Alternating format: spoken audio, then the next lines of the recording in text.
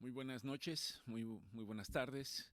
Sean todos ustedes bienvenidos a Cristo en nuestra familia.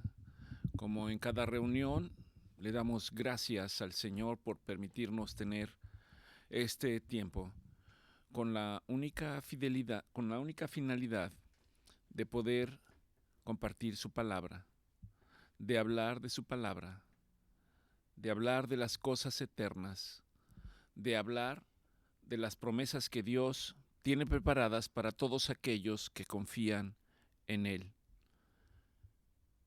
Las promesas son para todos, pero hay un requisito. El Señor en su palabra dice, porque para el que cree, todo le es posible. Dios no excluye a nadie. Lo dice la máxima que señala en la palabra, que dice, de tal manera amó Dios al mundo. Y en esta expresión deja claro que Dios amó a la humanidad, que Dios ama a la humanidad, que Dios ama al mundo, pero que ciertamente el mundo ha decidido separarse de Dios. Expresar o señalar, decir como muchas veces nos ocurre, aunque no lo hagamos conscientemente, Dios, por el momento no te necesito. Y es el hombre en el que bajo determinadas situaciones o circunstancias o necesidades, entonces dice, Dios, ¿dónde estás? ¿Por qué me has dejado? Dios, ten misericordia de mí. Dios, alcánzame. Dios, socórreme. Dios siempre ha estado ahí. Su palabra dice, vuélvanse hacia mí y yo me volveré a ustedes. Ciertamente en el pensamiento del hombre no podemos dimensionar qué es Dios o quién es Dios.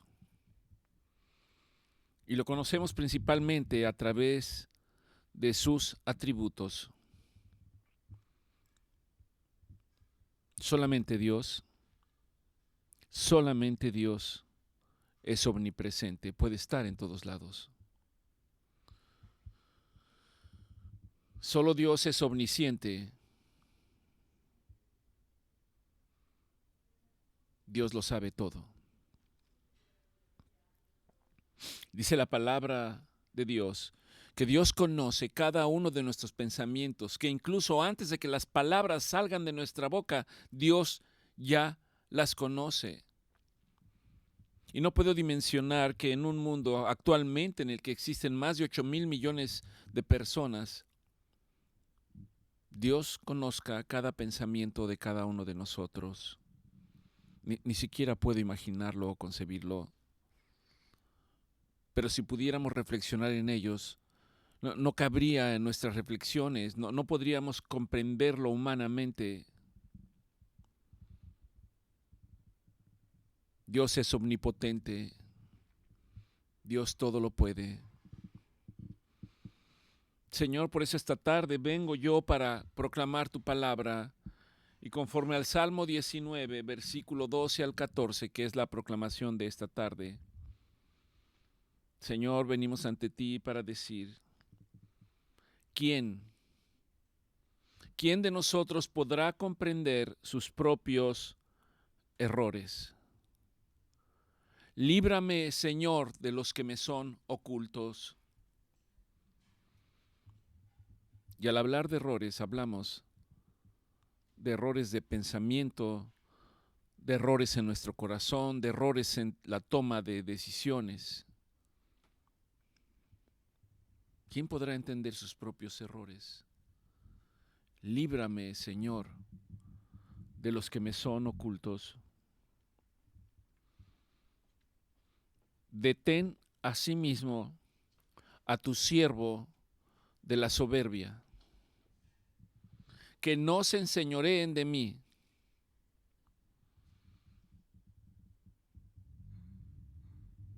Porque en la medida que tú detengas la soberbia en mi vida, Señor, en la medida que yo pueda hacerla a un lado, entonces seré íntegro y estaré limpio de gran rebelión. Y te pido, Señor, que sean gratos para ti los dichos de mi boca y la meditación de mi corazón delante de ti, oh Jehová, roca mía y redentor mío. Amén. Les invito a reflexionar en esta proclamación. Quizás algunos no encontremos el sentido de lo que Dios tiene para nosotros el día de hoy. Como todos ustedes saben, estamos bajo una celebración, vamos a llamarle religiosa, como culturalmente ha llegado a nosotros. La conocemos como la Semana Santa. No sé si este sea exactamente la definición para este tiempo. Pero lo que es un hecho, de acuerdo a la palabra de Dios, es que Dios en un momento determinado, después de haber elegido un pueblo llamado Israel, al cual Dios se reveló para darse a conocer a todas las naciones, no para ser exclusividad de este pueblo, sino para darse a conocer a todas las naciones, para que todos le conociéramos. Y el elegir a alguien implica una responsabilidad. Y esa responsabilidad puede o no llevarse a cabo. Eso dependerá de que a quien se le otorga esa responsabilidad pueda cumplirla conforme a lo que se le ha indicado. Y en un momento determinado nos encontramos con este pueblo de esclavo en la tierra de Egipto. Estuvieron bajo el dominio de los egipcios alrededor de 430 años. De esos 430, aproximadamente 230 fueron de esclavitud, en la que ese pueblo era oprimido o se le exigía. No eran retribuidos ni su esfuerzo ni sus trabajos. Pero Dios lo había establecido. En el libro de Génesis 15:13, hablando Dios con Abraham, dice: entonces Dios le dijo a Abraham: ten por cierto que te daré una gran descendencia, y ten por cierto que tu descendencia morará en tierra ajena y será esclava ahí, y será oprimida 400 años. Cuando yo reflexiono en esto, yo medito y pienso, ¿cómo podemos dudar de que Dios existe? Esta es una de las primeras promesas que aparecen en la Escritura y que se cumplieron, porque el pueblo estuvo en esclavitud 430 años, después de lo cual Dios los liberó.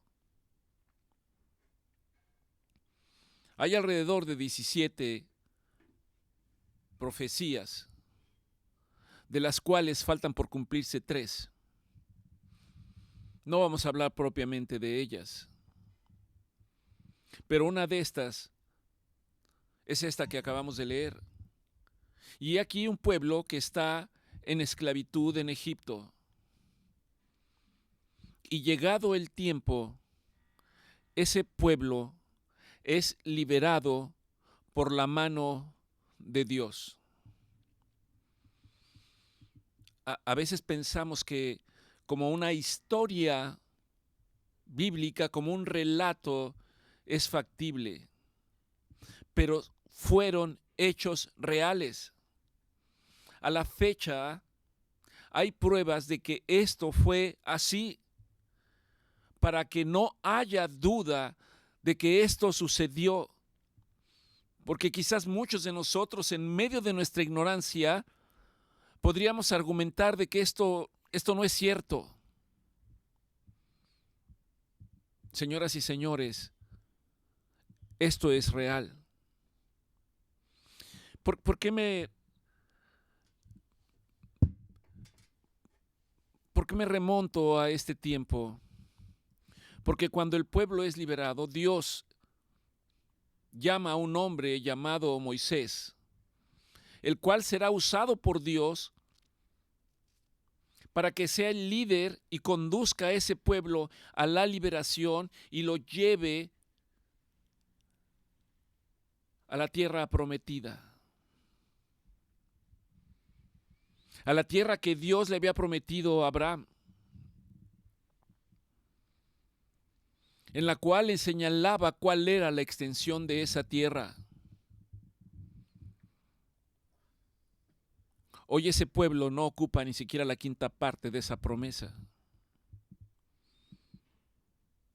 Yo creo que la Biblia es verdad y que esa promesa se va a cumplir.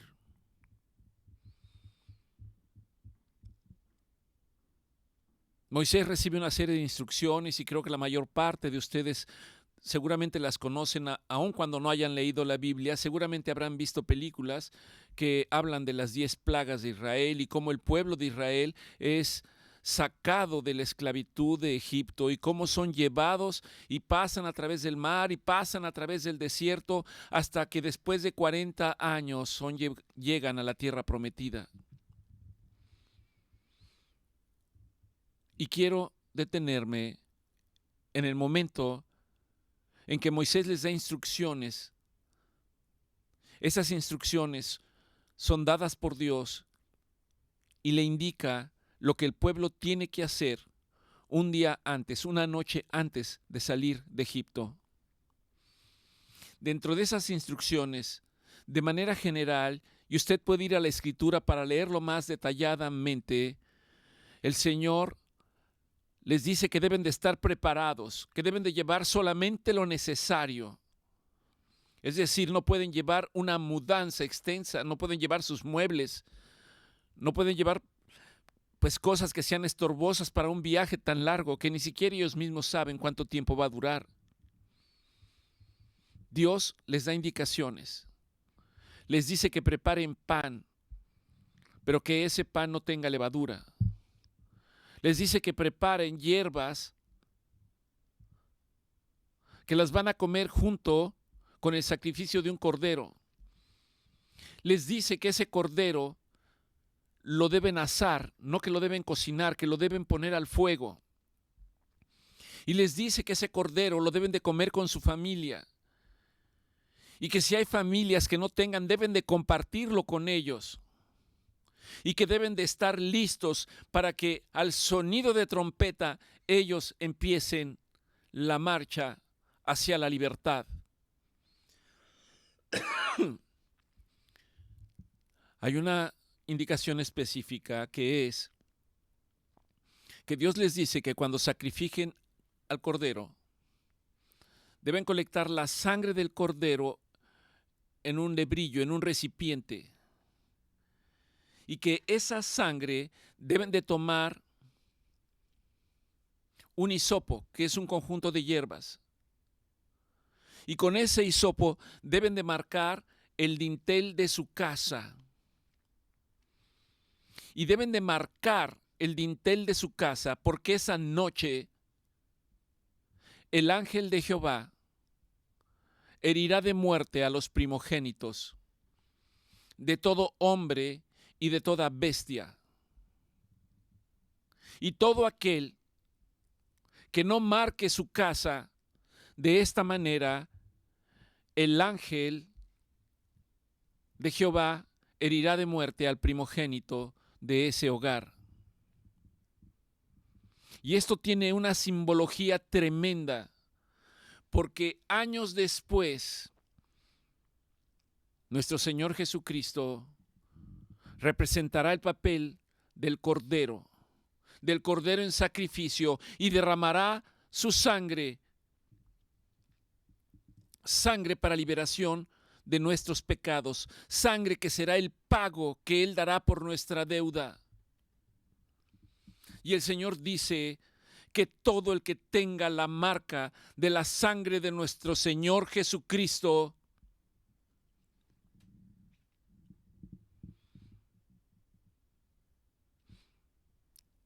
será la marca para saber que está apartado para el reino de Dios. Llevará la marca.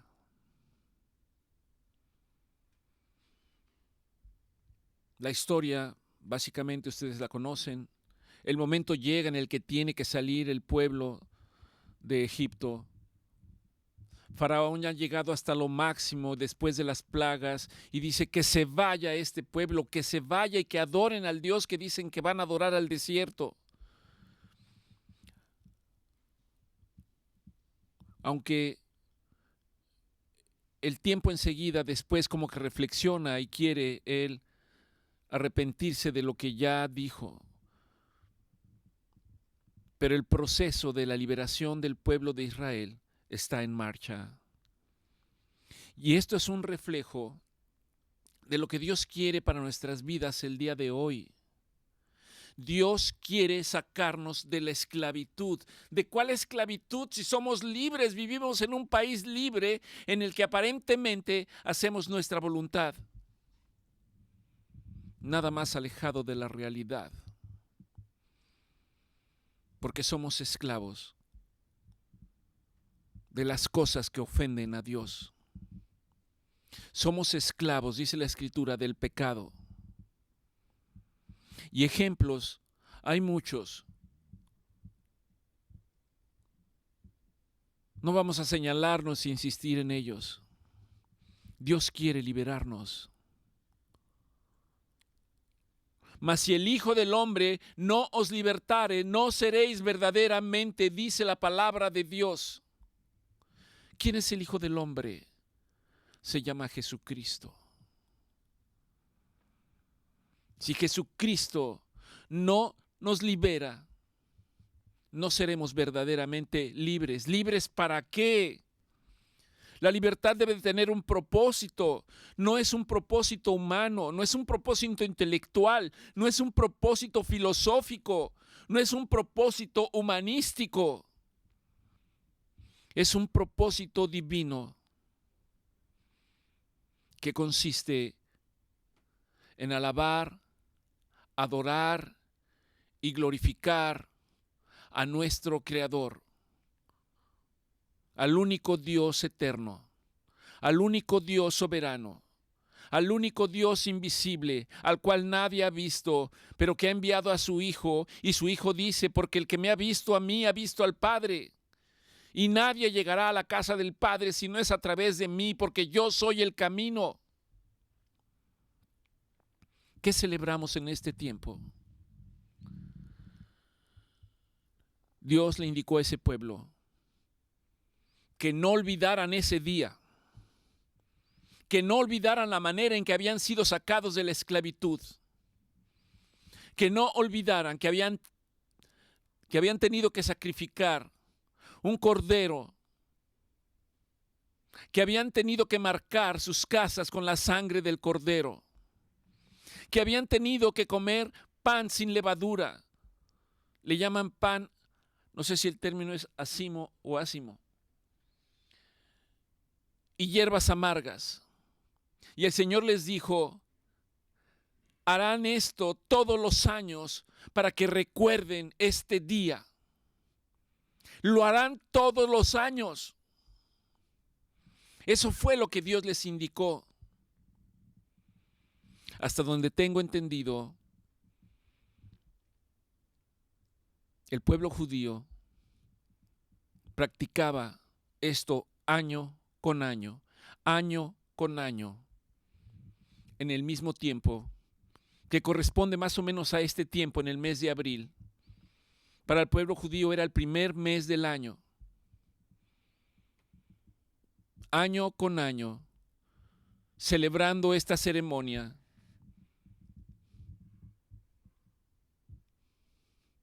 sacrificando un cordero, tomando el vino para recordar que era o representaba la sangre del cordero, comiendo pan sin levadura y consumiendo hierbas amargas, año con año, hasta que el Mesías viniera. Ellos no saben que el Mesías ya vino. Para muchos de nosotros sabemos que el Mesías ya vino. Jesucristo es su nombre. Y se ha revelado primero a los gentiles. Los gentiles somos nosotros, los que culturalmente no somos propiamente israelitas o judíos. Pero ese era el propósito de Dios. ¿Qué se celebra en este tiempo entonces?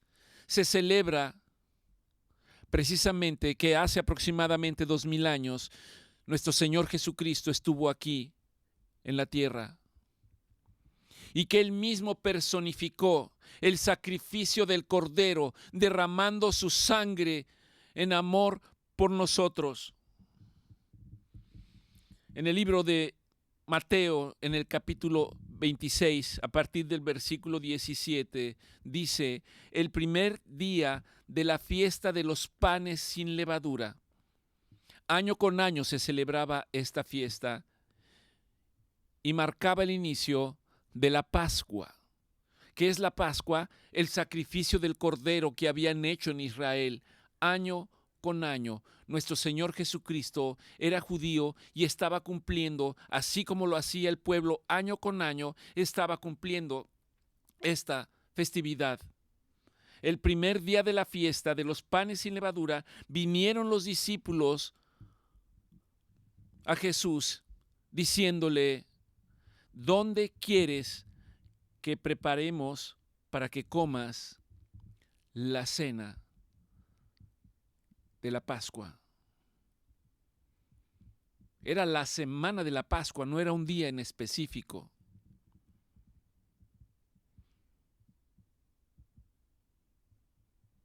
Jesús les respondió: vayan a la ciudad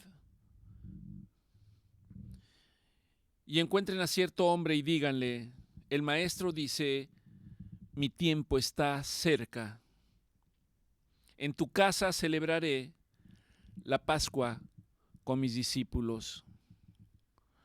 Para el día de hoy, esta expresión es viva para nosotros. Dice: mi tiempo está cerca.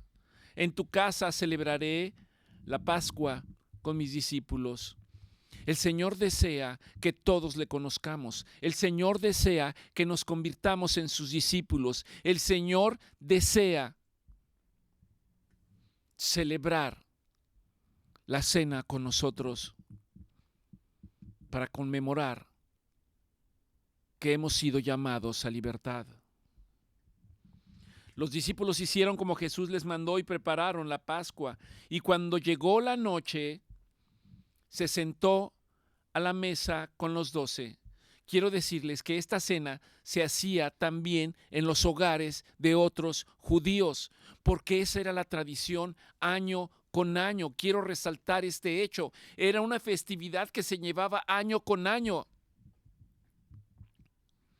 pero que en ese tiempo iba a estar representada por nuestro Señor Jesucristo. Él haría el papel de maestro, Él haría el papel de profeta, Él haría el papel del Cordero. Él mismo representaría ello. Y mientras comían, el Señor les dijo: de cierto os digo que uno de ustedes me va a entregar. Los discípulos se entristecieron de gran manera y comenzó cada uno a preguntarse: ¿soy yo, Señor? ¿Acaso soy yo? Jesús dijo: el que mete su mano conmigo en el plato, el que mete su pan en mi plato para llevárselo a la boca es el que me va a entregar. Mateo 26:4 dice: a la verdad el Hijo del Hombre va según escrito está de él. Mas hay aquel hombre por quien el Hijo del Hombre es entregado. Bueno le fuera a ese hombre no haber nacido. Estaba hablando de Judas. Entonces, respondiendo Judas, el que le entregaba, dijo: Maestro, ¿acaso soy yo? Jesús le respondió: tú lo has dicho. Ve pronto y haz lo que tienes que hacer. Judas salió para cumplir lo que tenía que hacer y que era vender a su maestro. Se quedaron los demás discípulos con el Señor para terminar la cena, y terminando la cena,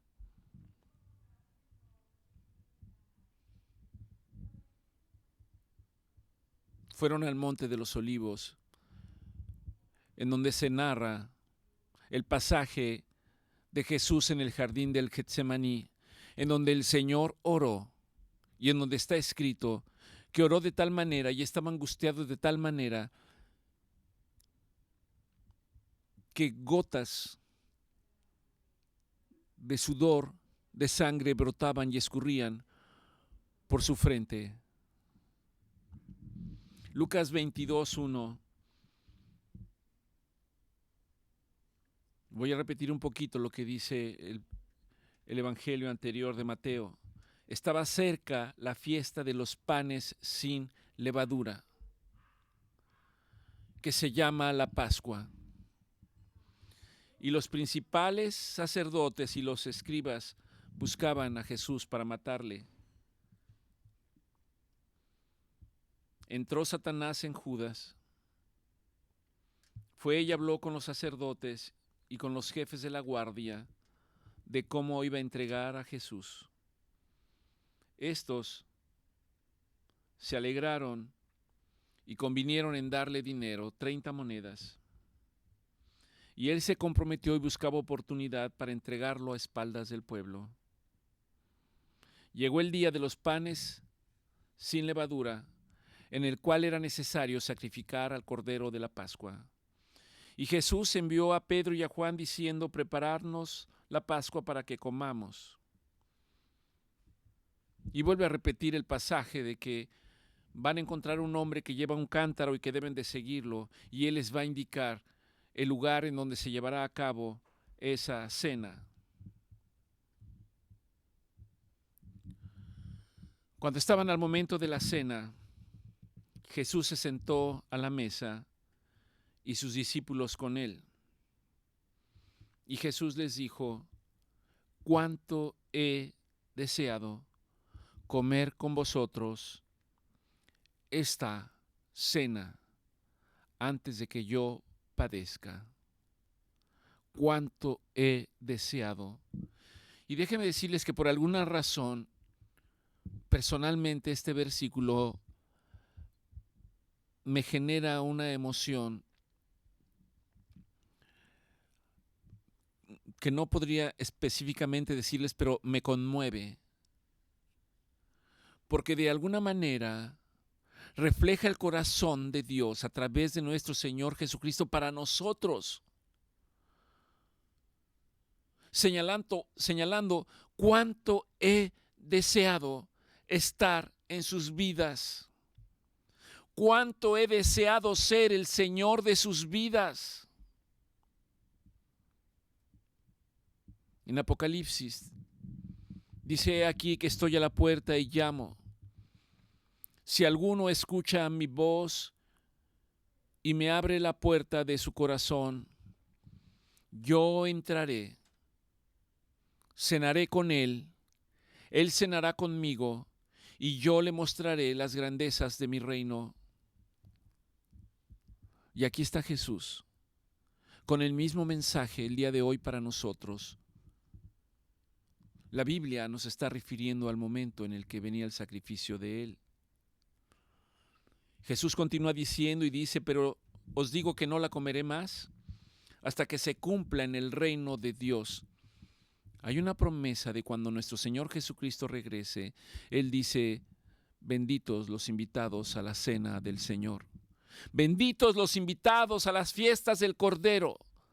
Benditos aquellos que se han esforzado y que han reconocido a Jesús como el único Salvador, como el único Redentor, como el único que entregó su vida en amor y sacrificio por nosotros, para que nosotros fuéramos rescatados el día de hoy. Eso es lo que estamos celebrando en esta semana, o que deberíamos de celebrar.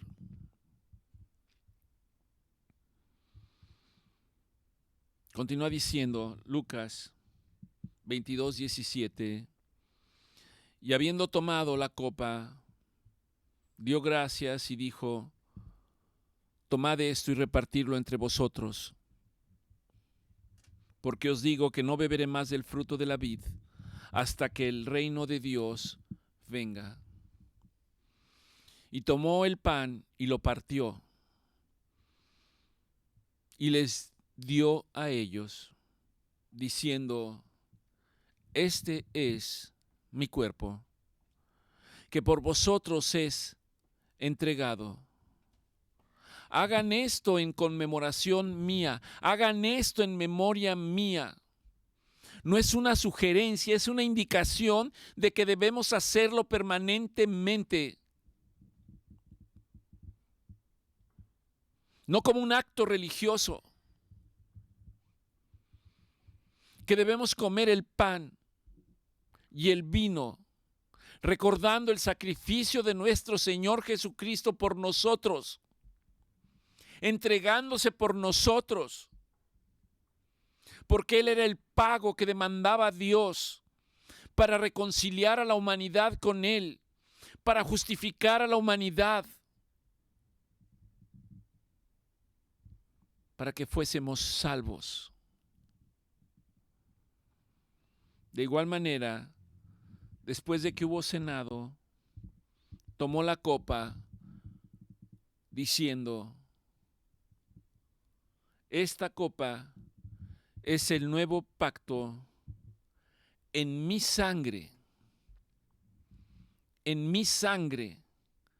que por ustedes se derrama.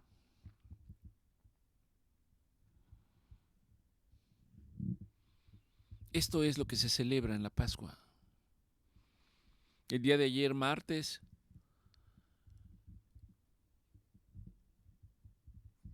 porque no sabemos exactamente qué día fue, sabemos que nuestro Señor Jesucristo llevó a cabo esta cena más o menos a la mitad de la semana.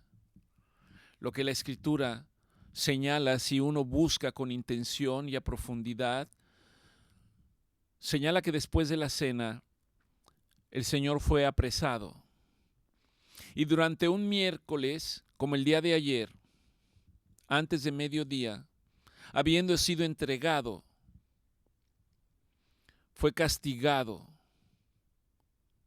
fue amarrado de sus manos y de sus pies, como un delincuente, como un preso.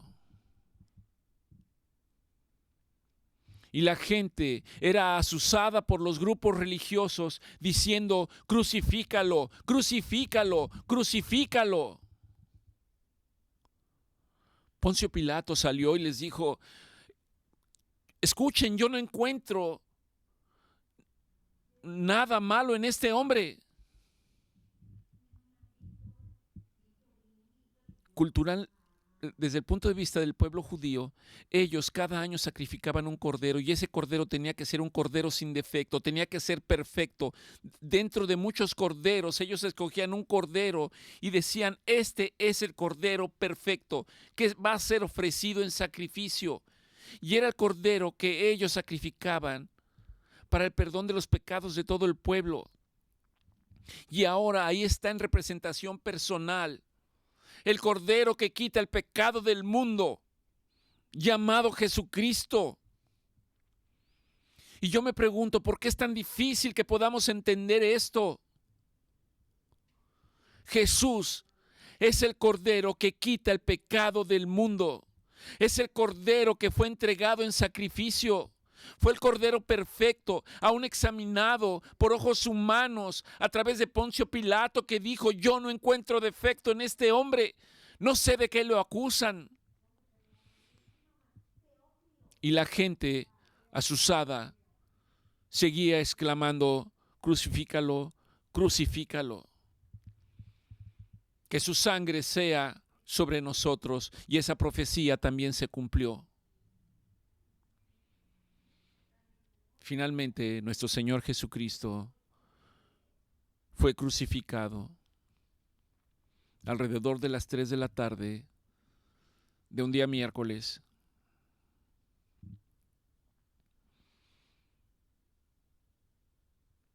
Cuando fue crucificado y su costado fue atravesado por el soldado, en la cual señala que salió sangre y agua. Y con eso ellos vieron que él estaba muerto y que no quebraron sus piernas, como dice la Escritura, para que ninguno de sus huesos fuera rotos. Tenían que apresurar su muerte porque ese día, en la noche, celebraban la Pascua. Propiamente. Esa noche comían el cordero que cada familia también ofrecía en sacrificio, conforme a la enseñanza que ellos ya traían. Y el Señor descendió al sepulcro 3 días. Al jueves, al viernes y al sábado, que se cumplió el tercer día. Para los que estén escuchando este día, les invito a reflexionar en esto.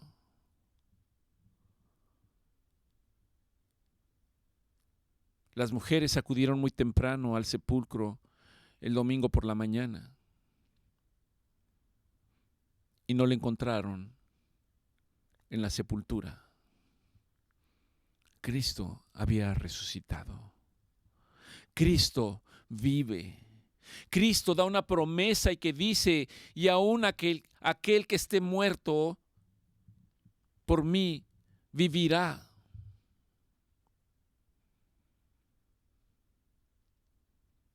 Eso es lo que conmemoramos en este tiempo.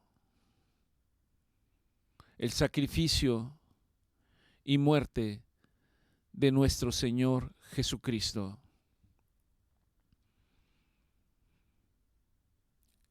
En la oración del Padre Nuestro, nosotros decimos: el pan nuestro de cada día, dánoslo hoy. Jesús dice: yo soy el pan de vida.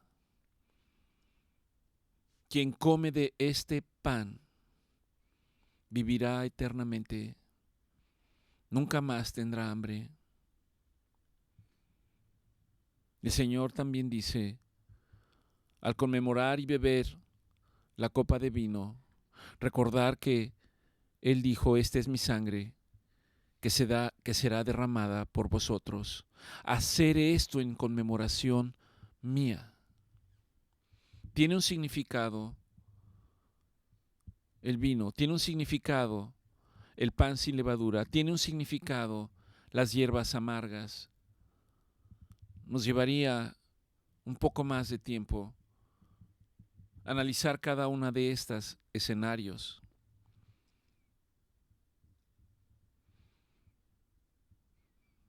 Para nosotros,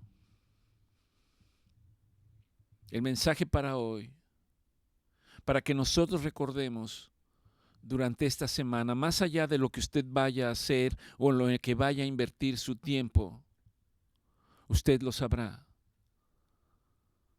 Para nosotros debe ser un tiempo en el que estemos recordando el sacrificio de nuestro Señor Jesucristo por amor a nosotros y pidiéndole al Señor que no invalidemos con nuestras actitudes, con nuestra conducta, ese sacrificio, sino que podamos ir delante de Dios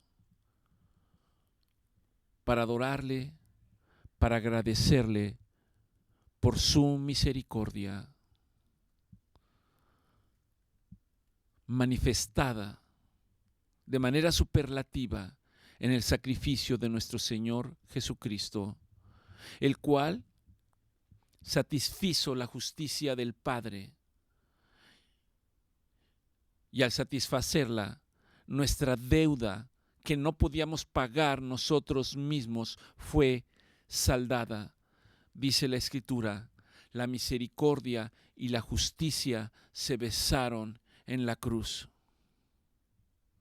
El sacrificio de nuestro Señor Jesucristo fue completo y fue suficiente. No faltó absolutamente nada. No había más por hacer. No hay más por hacer. Todo lo que tenemos que hacer es conforme la Escritura dice, porque Dios no nos ha dado otro nombre en el cielo, en la tierra y debajo de la tierra, para que toda rodilla que está en los cielos, en la tierra y debajo de ella, se doblen ante la expresión del nombre de nuestro Señor Jesucristo. Y eso significa reverencia, respeto, agradecimiento. Para nosotros ese es el significado de esta semana. Padre, ayúdanos. Ayúdanos para conocer lo que hiciste por amor a nosotros. Ayúdanos, Señor, a entender que en esa cruz, que tu palabra dice, maldito el que es colgado en un madero, tú te hiciste maldición para que nosotros fuéramos bendición, Señor. Ayúdanos a comprender y entender, Señor, que al llegar a la cruz fue a través de un proceso extremadamente doloroso físicamente, pero aún más, Señor, fue un tiempo en el que te sentiste abandonado, tan abandonado que exclamaste, Padre, ¿por qué me abandonas?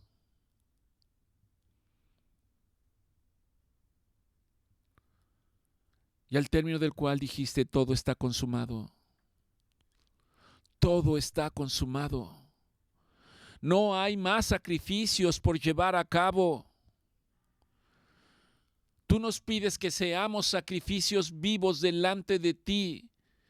Y ese sacrificio es en alabanza y en adoración a ti, en agradecimiento a ti por habernos rescatado, por darnos esperanza bendita de vida eterna, Señor.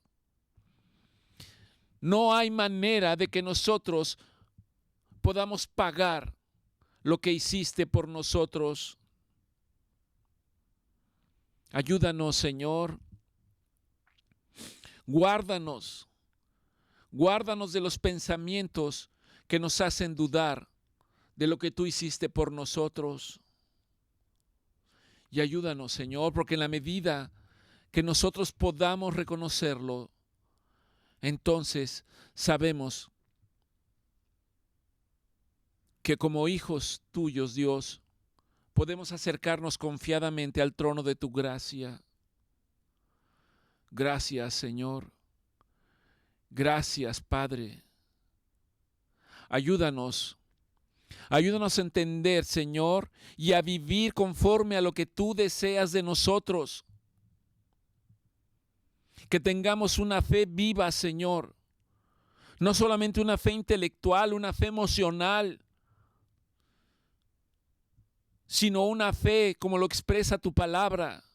Una fe en la que yo pueda tener amor por mis semejantes, amor por el prójimo. Que yo pueda derramarme en ayuda hacia ellos, hacia el necesitado, hacia el que sufre, hacia los huérfanos, hacia la viuda, hacia los que no tienen cobijo. Y sé que al expresarlo, Señor, seguramente muchos de nosotros nos quedamos tan cortos, pero no podemos hacerlo solos. Te pedimos, Padre, que sea tu Espíritu Santo el que nos conduzca, el que nos ayude, el que nos instruya, el que nos lleve a todo entendimiento y conocimiento. Ayúdanos, Señor,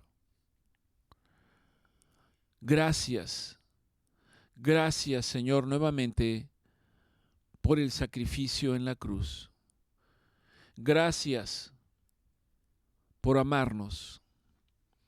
Gracias por perdonarnos. Gracias Señor. Gracias te damos. En el nombre de Cristo Jesús. Amén.